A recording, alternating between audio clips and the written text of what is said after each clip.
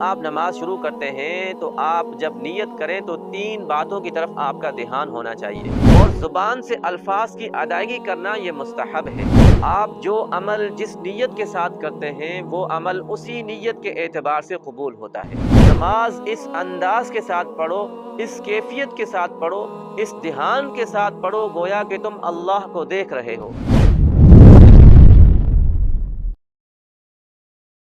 ایک بھائی نے لکھا ہے، السلام علیکم مفتی صاحب، اگر نماز کی نیت غلطی میں نہ کریں تو کیا نماز ہو جائے گی؟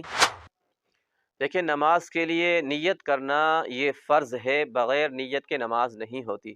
یعنی نماز کے جو باہر کے فرائض ہیں ان فرائض میں سے ایک فرض ہے نماز کی نیت کرنا، اور نیت دل کے ارادے کا نام ہے۔ یعنی جب آپ نماز شروع کرتے ہیں تو آپ جب نیت کریں تو تین باتوں کی طرف آپ کا دھیان ہونا چاہیے۔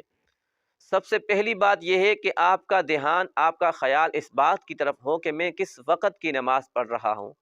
ظہر کی ہے، عصر کی ہے، مغرب یا عشاء کی نماز ہے۔ جو نماز آپ پڑھ رہے ہیں اس نماز کا وقت، آپ کا دھیان اس نماز کے وقت کی طرف ہو۔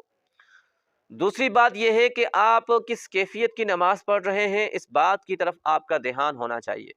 یعنی آپ فرض نماز پڑھ رہے ہیں، آپ سنتیں ادا کر رہے ہیں، یا آپ واجب نماز پڑھ رہے ہیں، تو جس کیفیت کی آپ نماز پڑھ رہے ہیں اس کیفیت کا آپ کو علم ہونا چاہیے۔ یعنی آپ کا دھیان اس وقت اس نماز کی کیفیت کی طرف ہونا چاہیے۔ تیسری بات یہ ہے کہ آپ کا دھیان اس بات کی طرف ہونا چاہیے کہ میں کتنی رکعت پڑھ رہا ہوں۔ 4 رکعت نماز ہے، 2 رکعت ہے یا 3 رکعت ہے۔ جتنی رکعت آپ نماز پڑھنا چاہتے ہیں اس رکعت کا علم، ان رکعت کی طرف آپ کا دھیان ہونا چاہیے۔ تو نماز کی جب آپ نیت کرتے ہیں، نیت کے دوران ان تین باتوں کی طرف آپ کا دھیان، آپ کا خیال ہونا لازمی ہے۔ اگر آپ ویسے ہی نماز کے لیے اللہ اکبر کہہ کر کھڑے ہو جاتے ہیں، آپ کو ان تین باتوں کا علم نہیں ہے، آپ کو پتہ ہی نہیں کہ میں کس وقت کی نماز پڑھ رہا ہوں، یا کس کیفیت کی نماز پڑھ رہا ہوں، یا کتنی رکعت پڑھ رہا ہوں، پھر آپ کو یاد آتا ہے کہ میں نے تو نیت ہی نہیں کی، تو یاد رکھیں اس سے آپ کی نماز نہیں ہوگی۔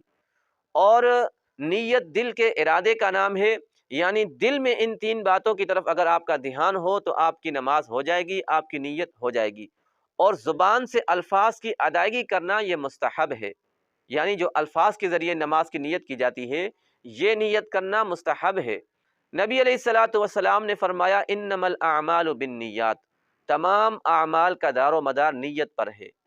آپ جو عمل جس نیت کے ساتھ کرتے ہیں وہ عمل اسی نیت کے اعتبار سے قبول ہوتا ہے۔